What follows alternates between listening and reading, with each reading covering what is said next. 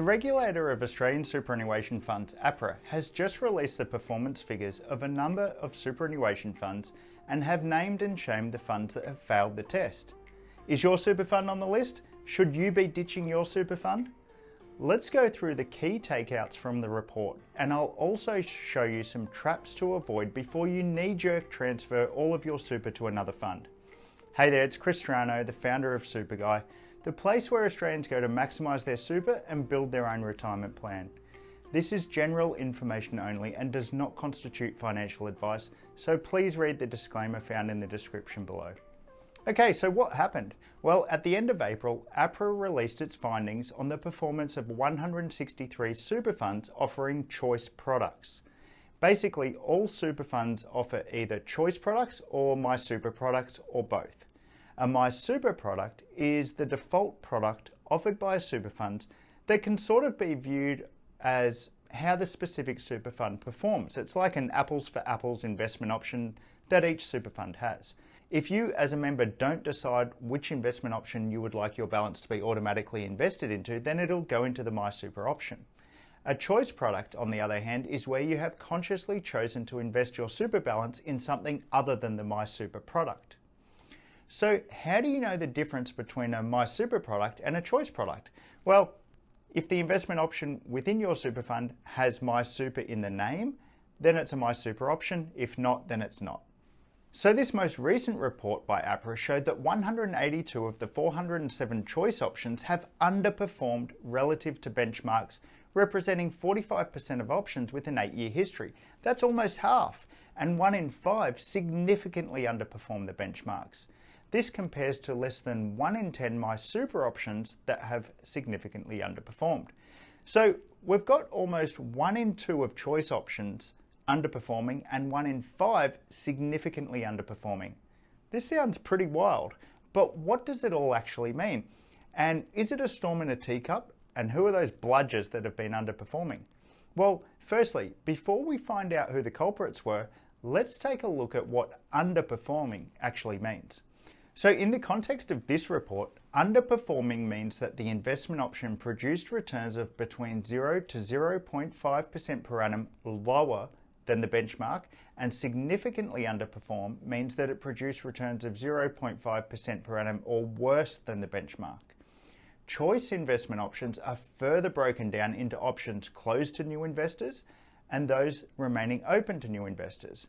The ones closed to new investors are performing abysmally. As you can see here, 2/3 of all choice super investment options closed to new investors are underperforming or significantly underperforming to the benchmark. On top of that, you generally pay higher costs for choice investment options compared to MySuper options. You see, the problem is that once you get an underperforming investment option, members will inevitably move out of that option, reducing the efficiencies and effectively increasing the fees for the remaining people invested in that option. All right, now the moment you've been waiting for. Here's a list of the culprits. These are the super funds that had the 80 significantly underperforming investment options and how many options were attributed to each fund. But there is one thing to keep in mind. If you only read the headlines, you could mistakenly think that it's time to jump ship to a new fund because your super fund was included in the list above. But hold your horses, there's more to the story. So what should you do?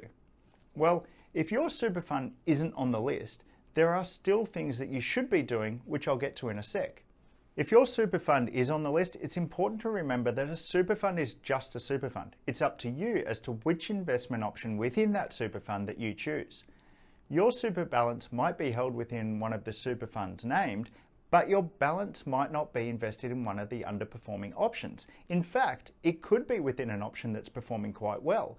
So make sure that you actually look into this first before you make any rash decisions. Or if you are invested in an investment option that's underperforming, you might be able to simply switch to another option within that same fund that's doing well, avoiding the heartache of switching actual super funds.